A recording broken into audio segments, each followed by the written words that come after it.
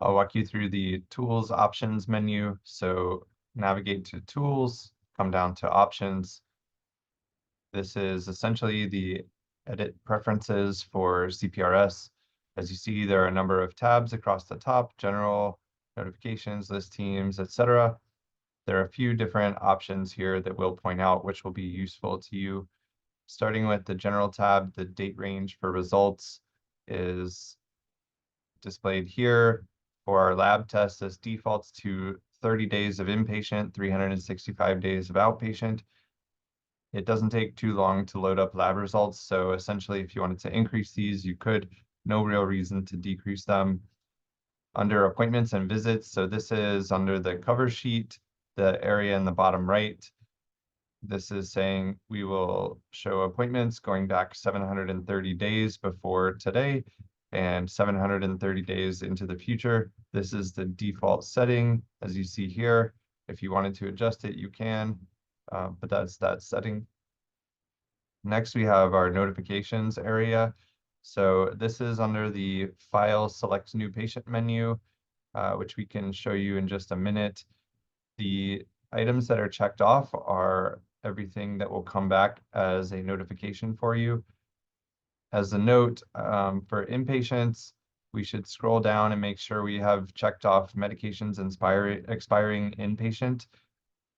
What this means is a day or two before a medication is set to expire, you'll receive a notification, so you have the opportunity to renew it before it does expire, and you have to totally reorder it from scratch.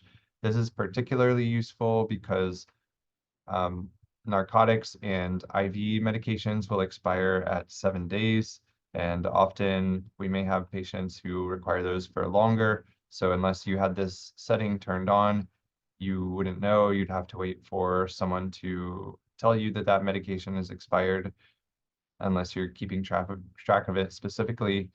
All medications also expire at 30 days. So for patients who remain hospitalized beyond 30 days, this could be helpful for those patients as well. But that's our notifications tab. The next tab that's useful is the lists teams tab. So this is how we would create personal lists. In order to avoid exposing patient names, I've created a video on that specifically separately. So please navigate to that video. The next area of importance is notes. So I'll point out the document titles here. This is how we select our default document titles list, which is this list over here. So this is when you start a note, instead of just receiving a general list of many notes through which you have to search to find the note that you want, you will see this list of the notes that you select, ideally your most commonly used notes. So as an example here, we'll remove the med admission HMP from this list, and you can see it's gone. And then we'll select it over here, med admission HMP, select add. So this is now added to my notes area. So we'll say OK. And when we go to start a new note, that will appear as the default setting for those notes.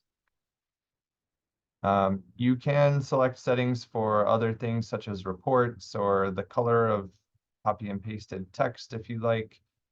However, that's not necessary to demonstrate for the purposes of this video. We'll select OK, and just to show you, navigate to the Notes tab, and we'll select a new note here so you can see where